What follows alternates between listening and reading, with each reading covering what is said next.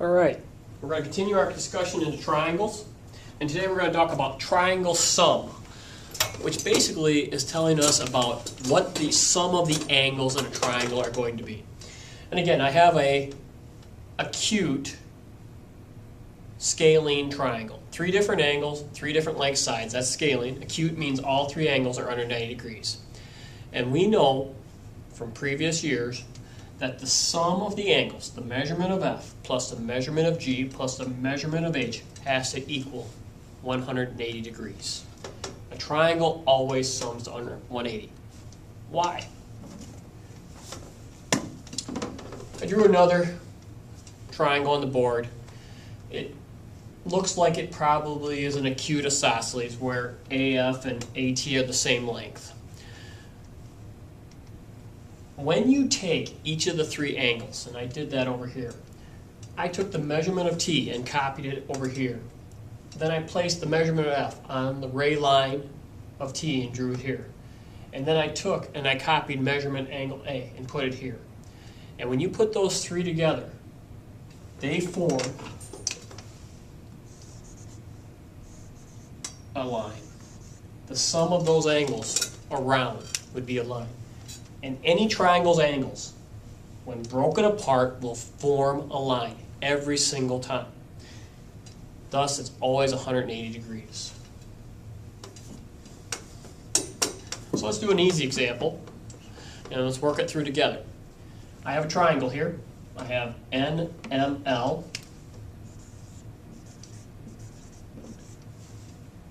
And I've given 2 of the angles. Angle N is 55 degrees. Angle M is 50 degrees, and I want to find x degrees. I want to find the variable x at angle L. And again, I know the sum of the angles is 180. I plug in 50 degrees, x degrees, and 55 degrees, and that would equal 180 degrees. If I combine the 50 and 55, because again, I don't have to leave them separate, I can combine their like terms or numbers, that makes 105 degrees. And since degrees is on all 3 terms, I can get rid of the degree symbol. And now I have x plus 105 equals 180. I can do anything I want as long as I do it to both sides of an equation, so I'll subtract 105. The 105's cancel, and I get x equals 75. Let's be clear, x is 75. The measurement of angle L is 75 degrees. Again, there's a difference here. X had a degree symbol, so it's 75. If I want the angle of angle L, if I want the measurement of angle L, it has to be 75 degrees. I put up 2 more examples to finish on today. I have an obtuse scaling triangle drawn here. I didn't label it, but I have a 30-degree angle, a 130-degree angle, and y degrees. So I want to find y. And again, maybe you could try this, or maybe you can do this in your head. But I can say y plus 30 plus 130 is 180. I can see that these 2 sum to 160. And instead of solving it, we can ask the question, y plus 160 has to be 180. What value of y makes it true? Y has to be equal to 20. And again, I didn't put the degree symbols, but they are all there and we cancel it off. Now on the bottom, I have a little bit more of an interesting problem. I have an obtuse isosceles. 2 sides are equal, and I give you 2 unknowns.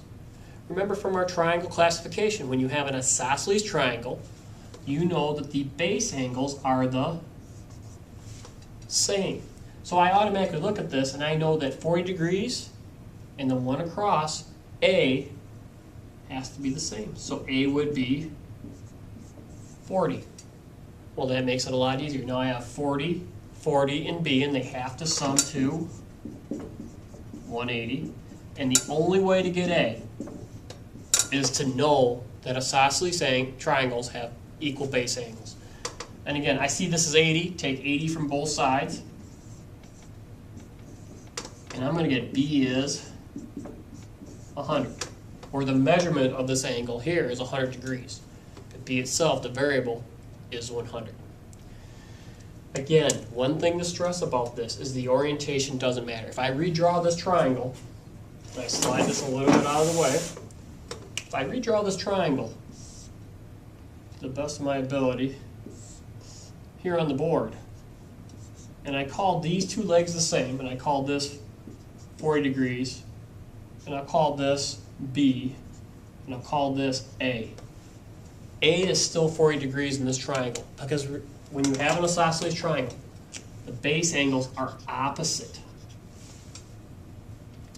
And again, the thing to pick out of this video is a triangle always sums to 180 degrees.